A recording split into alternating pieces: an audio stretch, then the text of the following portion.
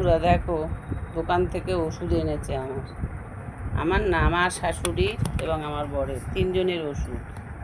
আর দাদাভাই দিদিভাইদের তো আলাদা আছে। এটা হচ্ছে ইসবগুল কনস্টিপেশনের জন্য, এটা হচ্ছে প্রেশারের ওষুধ, এটা হচ্ছে কোলেস্ট্রলের ওষুধ, এটাও প্রেশার, দুটো প্রেশারের ওষুধ খায়। এটা হলো গ্যাসের ওষুধ।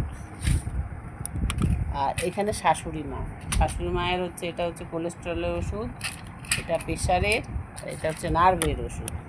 কারণ ওনার ভুলে যাওয়া রোগ, বয়স্ক মানুষ, ওই জন্য একটা নার্ভের ওষুধ আছে, ওটা মানে আর কি ঘুম হওয়ার জন্য ওষুধটা। আমার হচ্ছে প্রেশারের ওষুধ ঘরে আছে, ওই জন্য কম এনেছে। এটা কোলেস্ট্রলের ওষুধ, এটা হচ্ছে আর কি নার্ভের আর কি ঝিঝি লাগে, তার জন্যে নিউরোবিয়ান ফুড খেতে বলেছে ডাক্তার একটু। আর এটা হচ্ছে ক্যালসিয়াম, এটা হচ্ছে থাইরয়েড, এটা হচ্ছে ভিটামিন ডি, আর এটা হচ্ছে মাল্টিভিটামিন।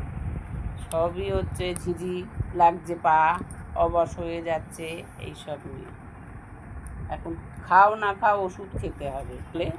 এখন নিজেদেরকে ভালো রাখার জন্য এই ওষুধের ব্যবস্থা।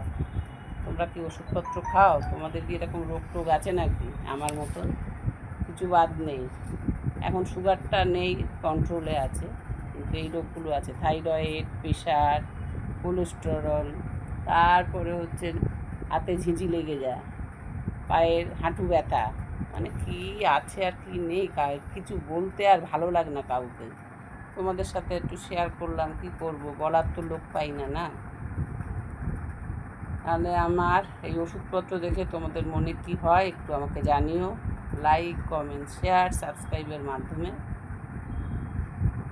যারা ধৈর্য সহকারে ভিডিওটা দেখছো তাদেরকে অসংখ্য